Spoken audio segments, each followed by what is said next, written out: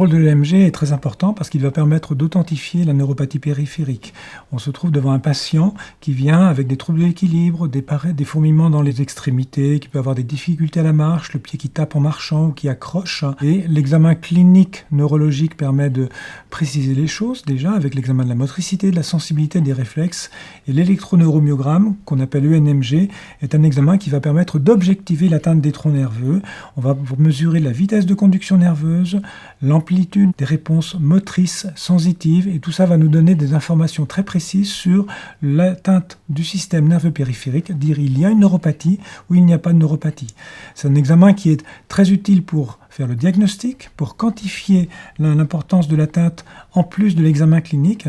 Par contre, cet examen ne permettra pas d'affirmer qu'il s'agit d'une neuropathie à transthyrétine. L'autre intérêt de l'examen, c'est d'étudier de façon différente les différentes fibres nerveuses. On sait qu'il y a des fibres nerveuses qui permettent de véhiculer la motricité, d'autres vont véhiculer le tact, la température, la sensation de douleur, et ce ne sont pas les mêmes fibres.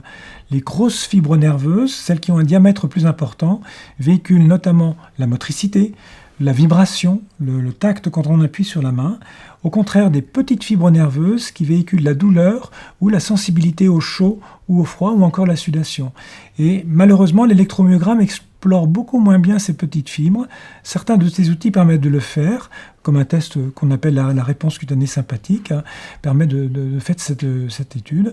Et donc là, on a une approche globale en utilisant l'électroneuromyogramme pour l'exploration de ce système nerveux périphérique du patient.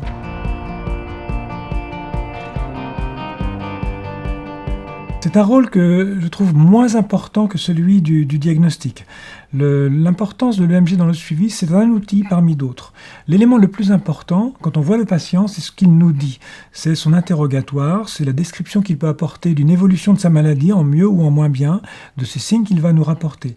Le deuxième outil est représenté par l'examen clinique neurologique classique et on peut s'aider de l'électroneuromyogramme pour avoir un élément de suivi avec, par exemple, une comparaison des tests, des amplitudes, des vitesses à 1 an d'intervalle, ce qui doit suffire. D'autres outils sont développés en électroneuromyogramme qui permettent d'évaluer la quantité de fibres nerveuses. Ce sont des outils plus spécifiques, techniques, mais qui ne sont pas encore de pratique réellement courante.